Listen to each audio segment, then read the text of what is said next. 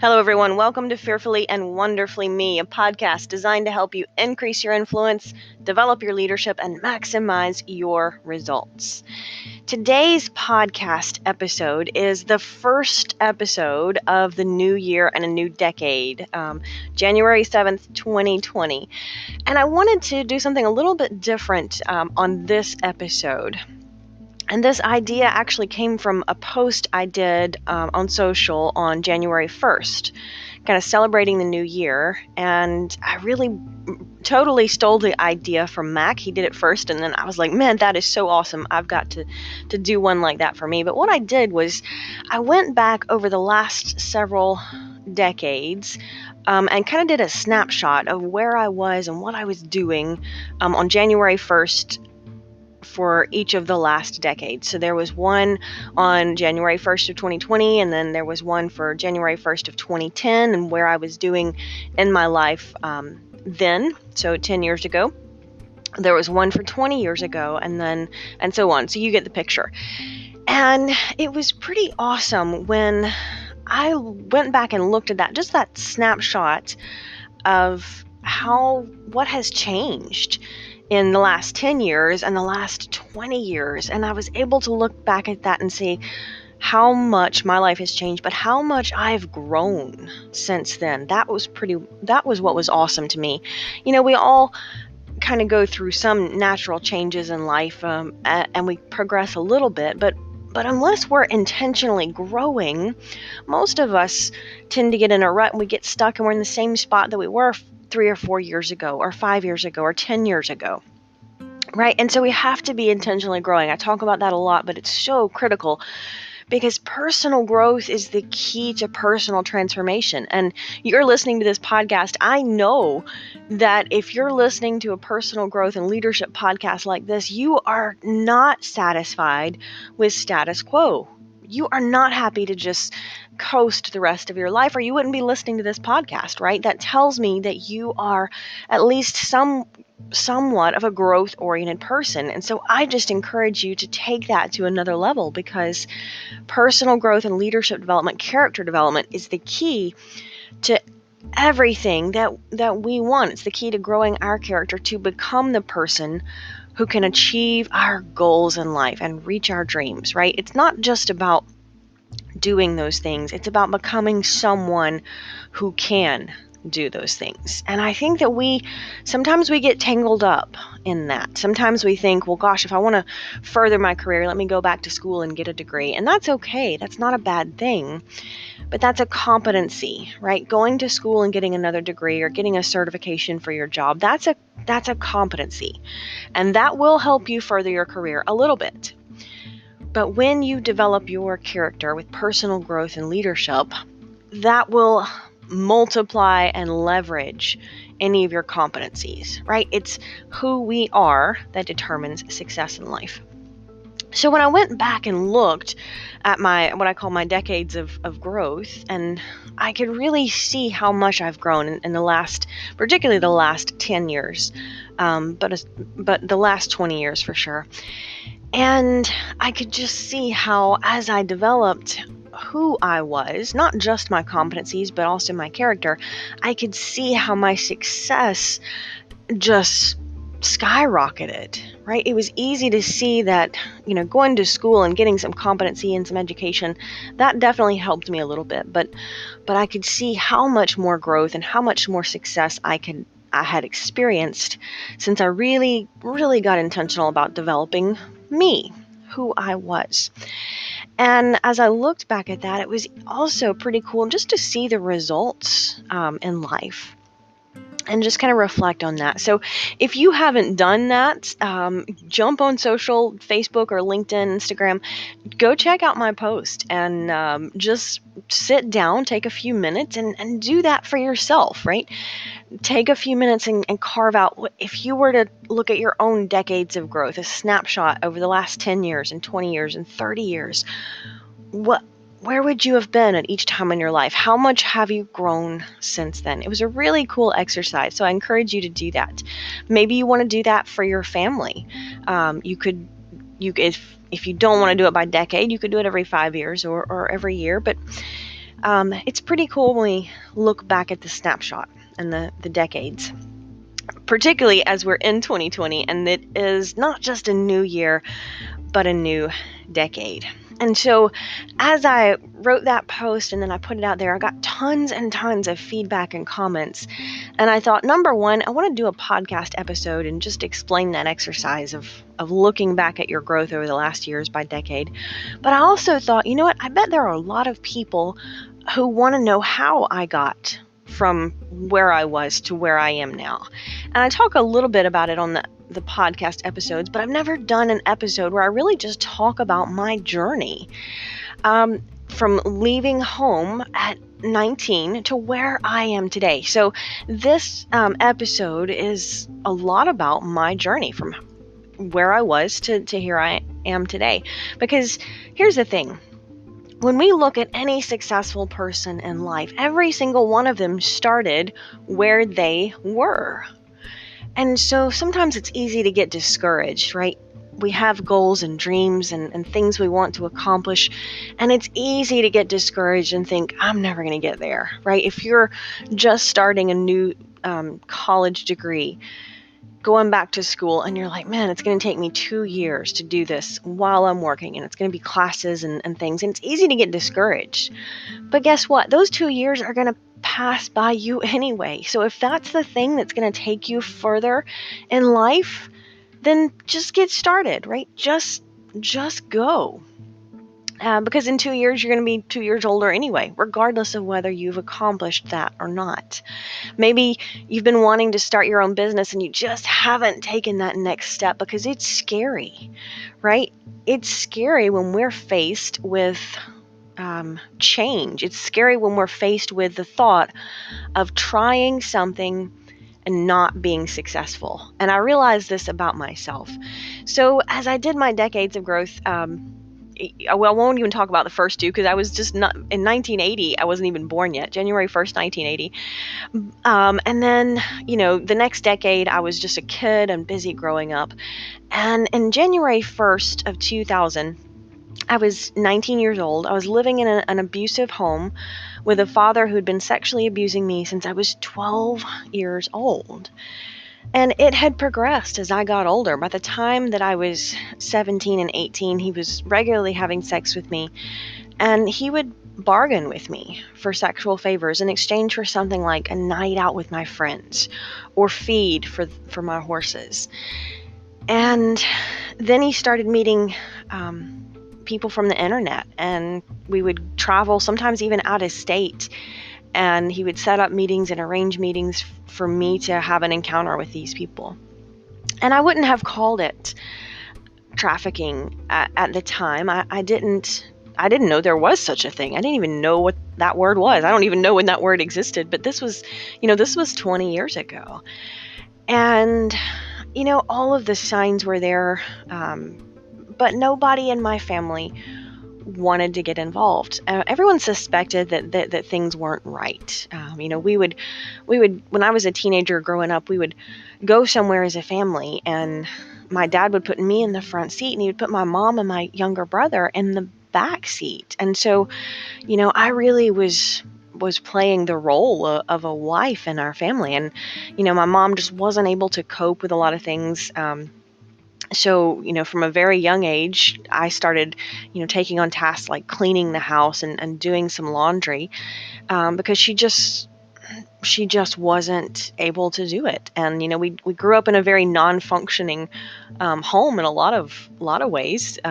We lived in a house that wasn't finished for a long time. There wasn't any sheetrock on the walls for a long time. Certainly no carpet. It was just like, just the bare studs, the bare 2x4s, and the hard, the wood floors. And we had a wood burning heater, so no central heat, no air condition, certainly.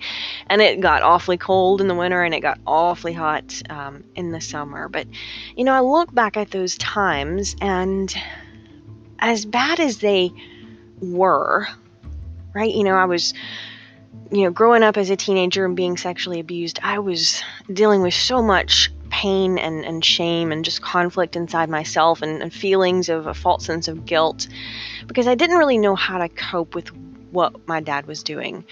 And I didn't, I knew it wasn't right, but I'd really been raised to think that whatever Dad said was right, and he would tell me that what we were doing wasn't a sin because God had given me to him.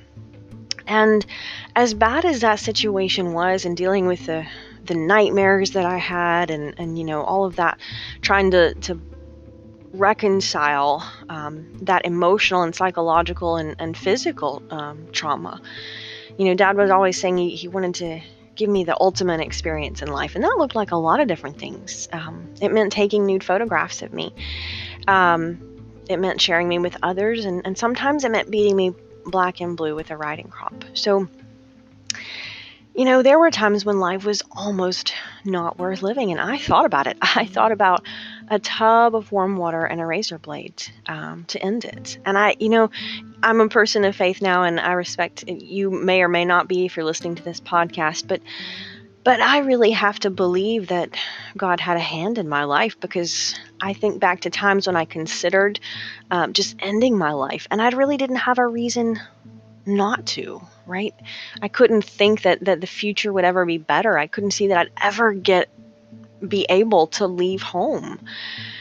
But something kept me from taking that next step.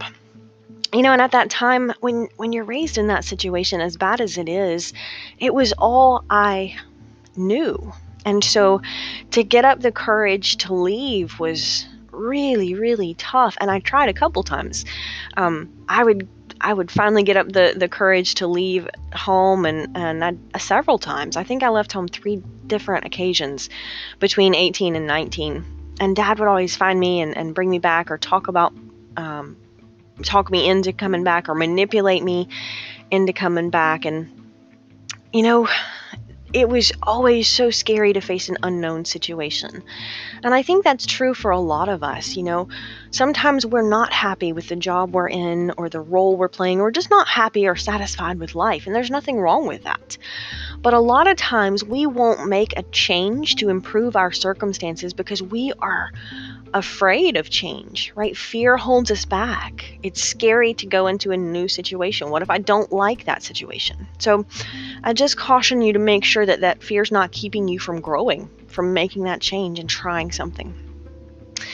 So yeah, in January 1 of 2000, I was 19, living in that situation, and I didn't think I had options to leave. It was about 6 months from then before I actually met Mac, and it took a couple of months, but he really was the catalyst in helping me leave for good. And that's a whole story in and of itself. Of course, if you want to learn more about that, or more about my journey, you can check out my books, Ria's Story, From Ashes to Beauty, or Bridges Out of the Past, A Survivor's Lessons on Resilience.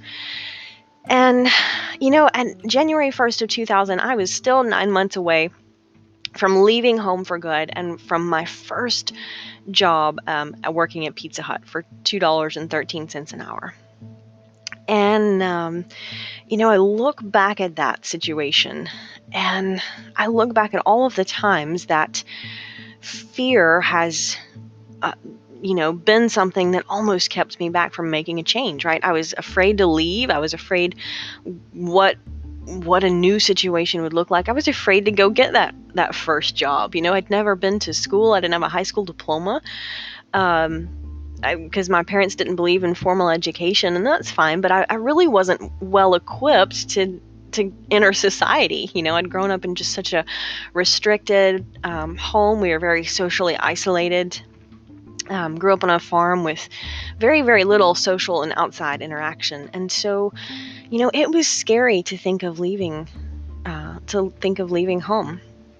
And, but I did, and that September of 2000, I was able to break away and leave for good. But then it was scary to go start applying for jobs. I had no job experience formally. I didn't really know how to do that whole process. And, my point here is that sometimes we just have to jump, and we don't know how we're going to do it. We just have to jump and take the first step. And we kind of fumble our way through sometimes, and it's messy. But we learned from that experience, and I learned. I wasn't great at that first job interview, but they hired me. I walked into a Pizza Hut restaurant. They had a now hiring sign on the outside marquee as I drove past, and I thought, well, I need a job, and they've got jobs, so I'm going to pull in here and just see. And I remember sitting down in that interview, and I'll never forget, her name was Susan, my very first real boss there. And she said, you seem like you're really mature, and so, I'm going to give you the opportunity, and even though you don't have experience. And then that was scary too itself, because now for the first time, I had a responsibility to show up somewhere if I wanted the paycheck. And I didn't know anything about, I really didn't know anything about working in a restaurant, but I learned an incredible amount.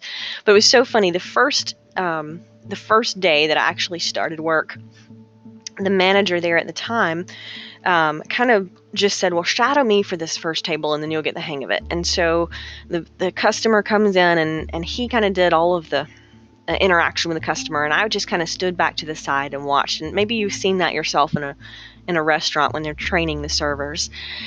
And then the next customer that came in, he said, okay, now you try this one, and I'm just going to shadow you. And so I did. And that second customer, everything was fine. They finished their meal and they left a couple of dollars on the table. And so I picked it up, and I turned to him, and I was like, what do I do with this? Like, they'd left a tip on the table, but I didn't really know what to do with it. And he said, well, that's yours. That's your tip. That's your money. You get to keep that. And looking back at now, that seems so elementary to me, but I didn't know. And so my point here is I had absolutely no clue. But I had to just jump in and get started and be willing to make mistakes and be willing to learn. And in January 1st, 2010, I'd come so far. When I look back at that snapshot of that decade, in 2010, I was 29 years old. I had an incredibly successful career, especially considering where I'd come from. I was working as the director of compliance at a large hospital. I had a second job, really a part-time passion, if that's such a thing, teaching group fitness, and I was working on my second degree. So, back in 2000, I didn't have a GED or anything, so I had to start going to community classes. I had to earn my GED and then enroll in community classes at night, and it took me a little over 5 years to earn that first associate's degree, because I was working sometimes 2 jobs, 7 days a week, and going to school at night or online or whenever I could squeeze it in, and trying to play the role of, by that point, Mac and I had gotten married, and being a stepmom and all the things that came along with that, and learning to balance and juggle everything. And so it took me a little over 5 years to get that first associate's degree. And when I finished that, I was like, oh, that's just almost a sigh of relief, but I knew I wasn't done. I took a little bit of time off, and then I started taking classes that would help me prepare for a bachelor's degree. I had to go back and take a couple of core classes. And by the time I was 29, I'd finished that first associate's degree. I was already working on my bachelor's degree. I was involved in a community leadership program and, training to run my first half marathon. And probably the biggest growth from that 10 years and that decade was on the competency side. I was always focused on growing and going, but the only way I knew how to do it was to go and get a degree. And I think that's really reflected in my journey. I'd find myself at a plateau in my job, and so I'd think, well, it's time to go get a degree or go get another degree. And I'd long since progressed from Pizza Hut by then, and through a couple of different jobs and a couple of different promotions. And I was growing, but I was very focused on growing competencies. I got several certifications during this decade, and those were good things. They definitely had helped me progress. I got a certification as an optometric tech when I was working in an eye doctor's office. I got a certification in healthcare compliance when I started working in the hospital. I got a certification as a medical coder when I started working in healthcare. And so, I kind of would just, that's what I knew to do. I'd go and I'd start working on another degree or another certification. And I kind of had a stack of them that I would put with my resume. And because that's what I thought growth was at the time. That's all I really knew. I didn't know that there's a whole nother side of growth, that competency really only determines 10 to 13% of our success in life. And when I look back at that decade, I can see that I'd definitely grown. I had grown through my career and I'd become more successful, but it was mostly on the competency side. And then that's okay. There's nothing wrong with that. But my point here is, don't forget to leverage the character development side. At this point, I was working in the hospital, and I had probably some of the best leadership lessons in that next decade coming up, because I was learning to influence people without a lot of authority. In my position, in my role, I had responsibility for making sure that the hospital followed all the regulations and the state laws and things like that. But I couldn't make people do it, right? I had to actually influence them, and I had to learn to build relationships and how to add value to others in my role there. And I did learn. There's no doubt I learned. But I didn't know the language of leadership and influence. And so, I learned, and I was able to grow a little bit and grow in my leadership skills, but I didn't know the formal language of leadership. And during this time of my life, I didn't talk about my past. After I'd left home, beyond a few family members and very close friends who knew, I didn't talk about it. I didn't want people to see me as a victim. And so I never talked about my past, really. I just kind of pretended it didn't happen. I locked it away and thought, what, I don't want to talk about those painful memories. And so I just kind of learned to survive and go on to be successful.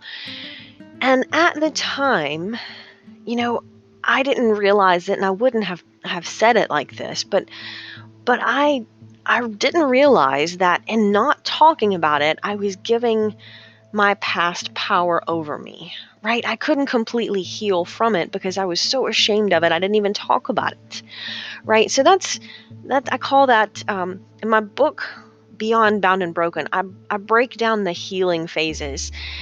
And the first one is captivity, right? And in January 1st of 2000, I was literally, emotionally captive to that situation that I was living in. And in January 1st of 2010, I'd left that situation emotionally, but I was still just coping. I wasn't actually able to really, truly overcome my past because I couldn't deal with it. I wouldn't deal with it. And the third healing phase is what I call conquest. And so how did I get from coping and just being successful to conquest? And that happened in the next decade, from 2010 to 2020, and where we are today. And so in 2012, Mac was really changing his consulting business and moving from lean and process improvement. He has 11,000 hours in leading lean, which is process improvement, if you're not familiar with that term, and lean teams in different organizations. And he was incredibly gifted at that, but he found that he had a passion more for developing people. And so he was gravitating his consulting toward leadership development. And so he went down and he got a certification from the John Maxwell team on leadership. And he got back, and this was in August of 2012, and he was just so fired up about it. He was like, this was an incredible experience, and he wanted me to join too. And, I was very satisfied with my career. I'd worked very hard. In 2012, I was just graduating with my MBA, my third degree, and I was completely determined that was going to be the last college degree I'd gotten, and it was, or has been. And, I was finally at the point where I wasn't going to school and working one or more jobs, for the first time in years, in almost 12 years. And I wasn't interested in a leadership certification. I was focused on healthcare compliance and coding. And I remember he was like, you know what, you don't have to do anything with it. He's like, but it will really help you in your career at the hospital. And I had no clue that it would. I didn't understand the correlation between leadership and working in compliance, because I didn't understand that leadership is influence. And I think a lot of us don't make that connection, right? If leadership is influence, it's not about being the president of the hospital, because every single one of us need influence in life. We need to be able to influence others, not just professionally. We need to influence our kids, our spouse, people in our community, right? We want positive influence, but we have to develop those skills intentionally. So, but Mac I call him a naturally gifted leader, and he is, because he's very good at influence, always has been. And so he influenced me to go on and sign up for this certification. And so in February of 2013, I went down for the certification training, and it was an incredible experience. There's no doubt, and I learned a lot in personal growth. But what made it a powerful, life-changing experience for me was I heard Les Brown speak at that conference. And we were sitting in a room full of people in Orlando. And he was speaking to the whole room full of people, of course. But he said to that whole room, Les Brown said, you have a story, and someone needs to hear your story. And only you can help that person. And I remember sitting in that audience, and I thought, you know what? I know I have a story. Because by that point, I knew that what I'd gone through as a teenager was incredibly traumatic, because I still wasn't talking about it, and I knew that I'd been able to learn to survive it and cope with it. But I didn't want to talk about my story, and I'm sitting there in that audience, and I thought, I know I have a story, but I don't want to tell it, and you can't make me, And I really felt, again, if you're a person of faith, I felt God was calling me to share my story, and I didn't want to. I didn't want to consider that possibility. I didn't want people to see me as a victim. And that was kind of a fear I had, was that people would see me differently if they knew what I had been through. And I'd worked very hard to kind of build this successful image of someone who was capable and competent and successful. And I was afraid that if people saw me as a victim, that would change, right? I didn't want people to have that perception of me as, I didn't want people to feel sorry for me. I didn't feel sorry for me. I didn't want other people to feel sorry for me. And, it's interesting looking back, I can see how far I've come since that day. So I kind of pushed that thought and idea to the side. I focused on developing my leadership, learning a lot about the leadership training and materials that were in the program, and focused on, learning and growing, maybe growing some of my coaching skills and my speaking skills. And it was a 6-month period of growth. It was transformational in terms of personal growth. I just started growing for the first time ever, really intentionally growing my character. Now, I'd read some leadership books up until this point. I bought my first John Maxwell leadership book in 2008, and I'd read it, but really I hadn't been intentional about applying what I'd learned and developing those skills. And so by 2013, I really started intentionally developing those skills, and it was just a 6-month period of incredible personal growth. Mac and I were invited to go to Guatemala and talk about leadership principles with John Maxwell and the leading the country of Guatemala through a growth leadership transformation, and just a lot of personal growth for me. And I see that I'm just about to hit 30 minutes here, so I'm gonna stop here, pause, and pick this up in session 2. So stay tuned.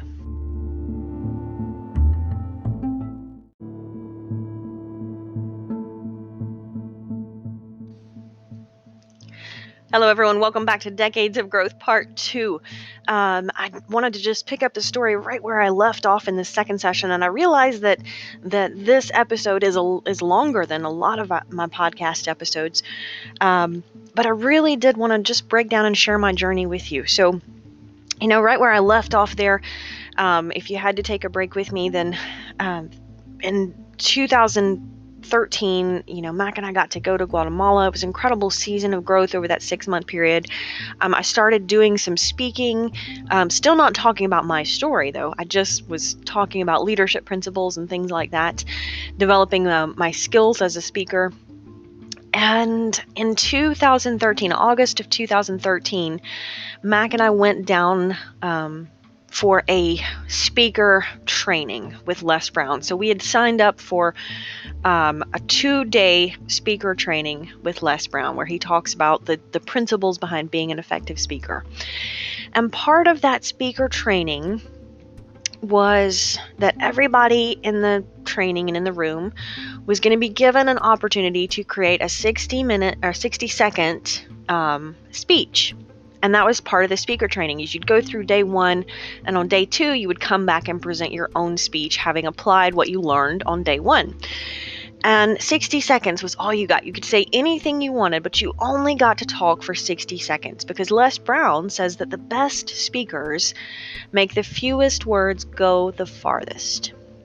And so he talks about learning to be effective with just a short amount of time. And, I'd been wrestling with this decision or feeling or calling to share my story for 6 months. And I didn't even tell anybody that I was really thinking about doing it because I didn't know if I could do it. My past had so much shame over me and so much pain. I didn't think I really could talk about it publicly. And I knew I didn't want to. But, Les Brown's words kind of just resonated with me. And I thought, God, if I can help one person realize that they can overcome their past like I have, then it's worth sharing, right? It gives me a purpose in having survived all of that to begin with. And so the morning of the speaker training came, and day 1 was great, a lot of great information. And that night I was wrestling with, how to write my speech and did I want to and could I? And I didn't even tell anybody. Even at that point, I didn't even tell Mac that I was thinking about doing it because I still wasn't sure that I could go through with it. And I remember, I kind of typed out my speech, but I wouldn't share it with anybody. And I would practice it in my head, but only by saying it to myself. I couldn't even bring myself to say the words out loud in practice that night. And I had to stay up really late working on it and got up really early the next morning. So the next morning I hadn't had but just a few hours of sleep, and I went for a run. And I remember stopping about halfway in my run and whispering my speech out loud because I still wasn't sure that I could share it publicly, and I still didn't want to say it out loud even. And I know that seems crazy, but it had so much emotional power over me to tell people that I'd been a victim of sexual abuse and all of the things that I'd been through and overcome. And I was carrying around so much shame, right? And that's kind of the difference. Let's break that down. Shame is different than guilt. Guilt is I made a mistake. I did something I shouldn't, or said something I shouldn't, right? Guilt is I made a mistake. Shame is I am a mistake, right? And I had so much shame because I thought there's got to be something wrong with me, because otherwise, why would I have gone through all of those terrible things to begin with? A lot of doubt and shame, and I really didn't know how to cope with that. And so the contest came, or the second day of the conference came, and the contest, and I walked into the ladies' room and I just had a meltdown. I mean, crying, mascara running meltdown, because at that point, 30 minutes before the second day of the conference actually started and I was supposed to give the speech, I still wasn't sure that I could do it. And so I kind of just tried to repair my makeup and go back in there, and I was emotional, and I still wasn't sure. At that point, I still wasn't sure. And so the way it worked is that we were all sitting at tables of about 5 to 8 people. And so there were going to be 3 rounds of the speech giving. So you would first give your speech there at your table, and your table mates would vote on who had the best speech, the best 60-second speech. And whoever they voted on, whoever was the winner of that, would progress to the next round. So, it's a little chaotic because 200 and something people, all sitting at different tables of 5 to 8 people, stood up and took turns giving their 60-second speech at the same time. And so it was loud, it was noisy. I certainly couldn't focus on what the other people in the room were talking about to their table, but I was almost relieved because I thought, well, only these 5 to 8 people here at my table will hear my speech. Right? And that's Mac was sitting at a different table, so he was in the room but not at my table. They intentionally split you up so you get outside your comfort zone and meet new people. And so I kind of felt a sense of relief. I thought, well, you know what? Nobody's really paying attention except the people at my table. Nobody else will hear this. And at that point, I thought, I'm just going to blurt this 60-second speech out and I'll be done, right? I won't ever have to share it again. Nobody will even have to know. And so my turn came, and I gave my speech, and I sat back down, and I just felt a sense of relief. I'm like, it's over. I'm done. I'm clearly not going to win or even progress to the next round. And that's okay. It was just a sense of relief. I'd done it. But my table mates voted me as the person to progress to the next round. And it was funny. We did it by writing down the name of the person who would progress on a slip of paper. So it was, supposed to be anonymous. Tear up a bunch of slips of paper, write your vote down, and then put them in a basket. And I still have those slips of paper to this day because, to me, I just see God's hand in that. Because I was emotional. It probably was a terrible delivery of my speech. I still don't talk very loudly, so I wonder if half the people at the table could even hear me thoroughly. But, I can just see the hand of God in that. And because for the first time, I thought, God, I can't do this. But that's when I felt a relationship with God, and just almost a feeling that I could do it, but I didn't have to do it alone. And so I went on to give my speech in the next round and the next round. And when I sat down, got off that stage for the last time, I progressed to the second round. Was each of the table winners got to give their speech from the stage, and the third round was the top 10 finalists. And from that, 5 people, the 5 winners of the contest, would be chosen and invited to speak on stage with Les Brown at a future event. And so I actually made it to the third round, and it didn't matter when I gave that speech from the stage in that last round. It didn't matter to me if I won the contest or not, because I won such a much greater victory inside myself in saying that I wasn't going to let the past hold me back. And in doing that, I proved it. For the first time, I said, I'm not going to be ashamed of what happened to me anymore. And I sat down, and it was just such a sense of victory internal. But I did win the contest, as it turned out. I was one of the 5 winners chosen to invited to speak with Les Brown at a future date. And 10 days after that, I realized that I had found the difference between a career and a calling.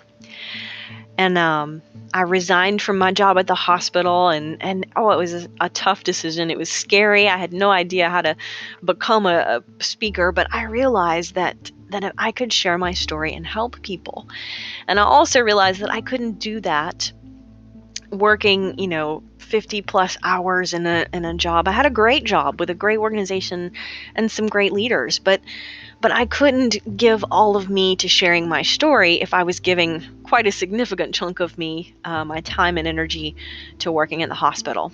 And so I cashed in my 401k, turned in my resignation, worked a several month notice to make that transition easier for my team at the hospital and for me and for them.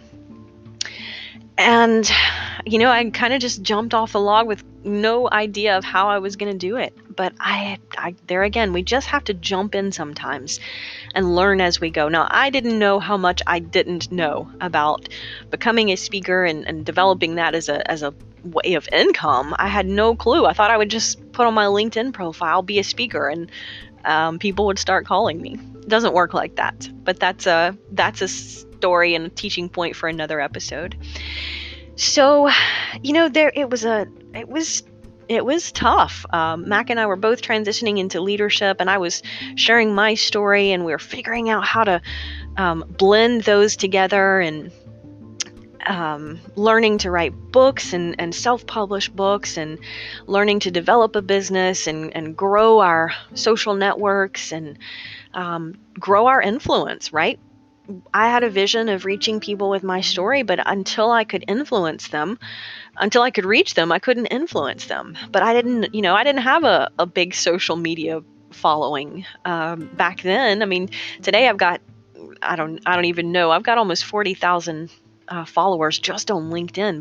But back then I didn't have any of that. I just had the normal Facebook friends that most people have.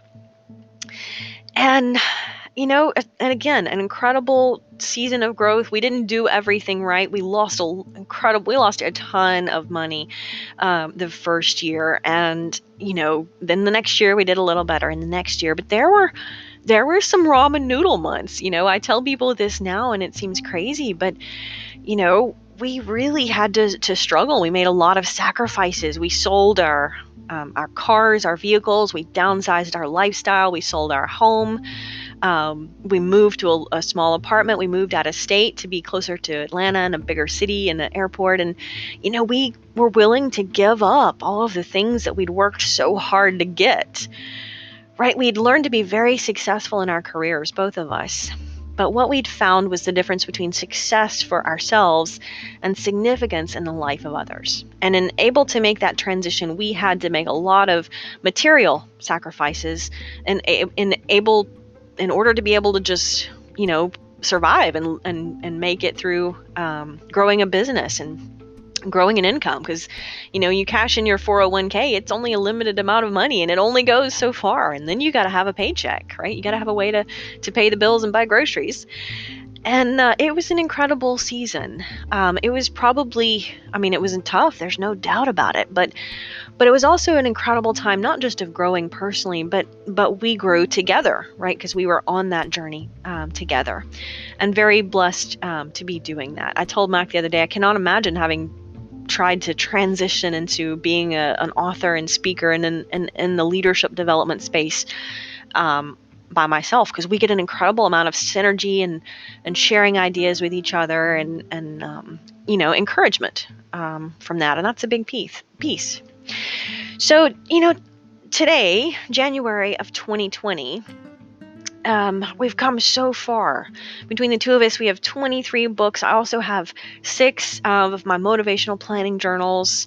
I'm a TEDx speaker.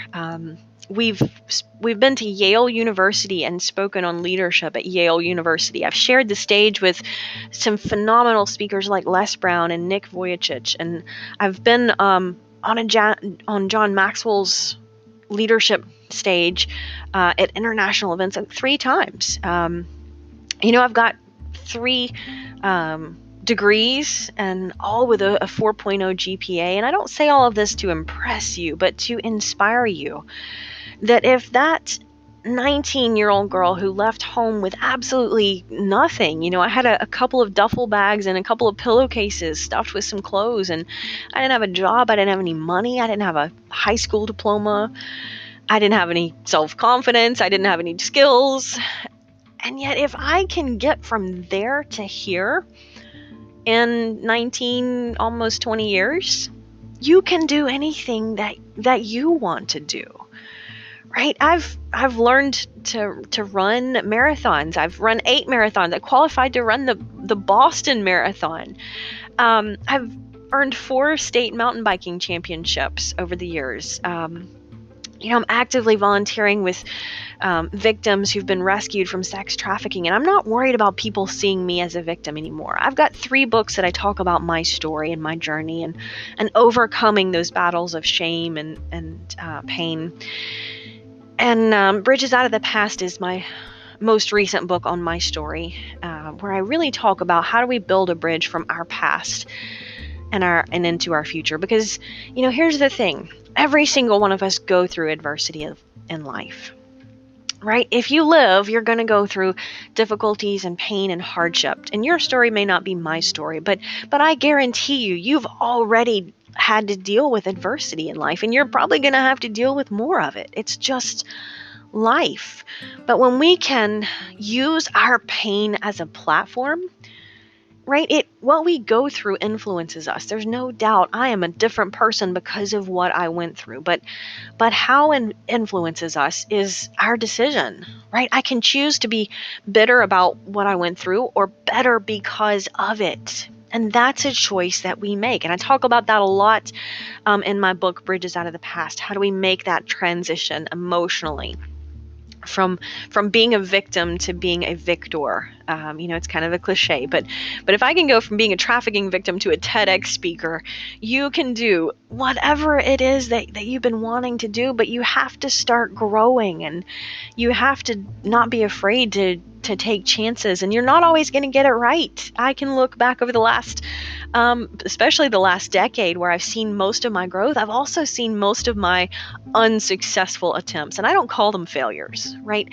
It's only failure when we quit.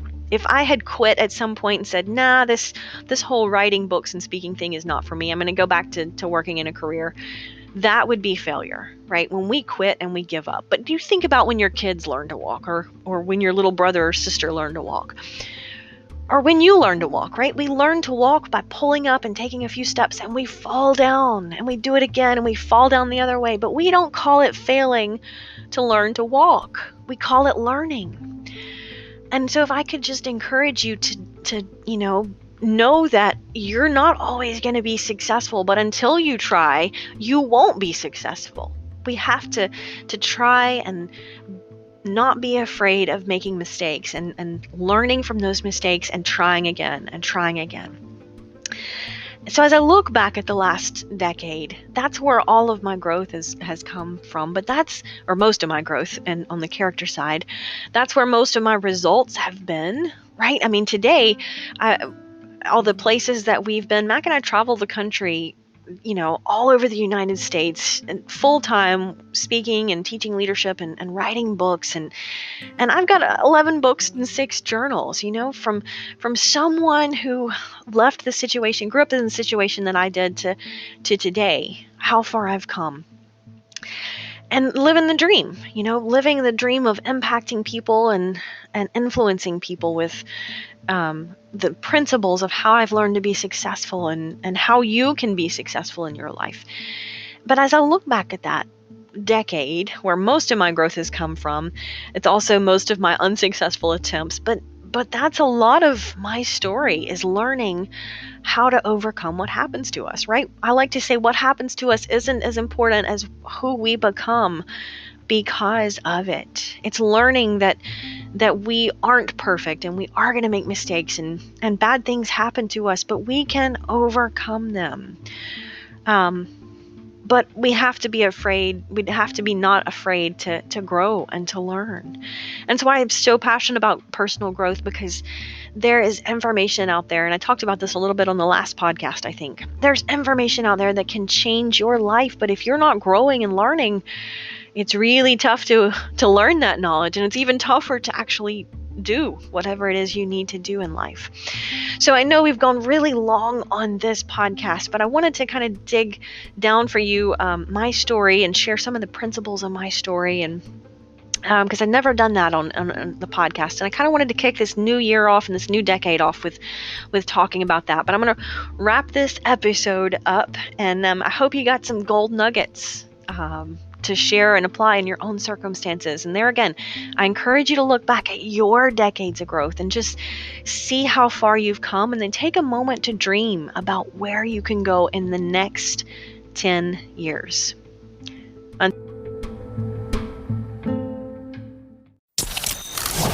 increasing your influence and maximizing your potential with Ria's audiobooks. Available at audible.com, amazon.com, and iBooks. Please visit riastory.com to learn about Ria's books, resources, speaking, and training programs. Thanks for listening.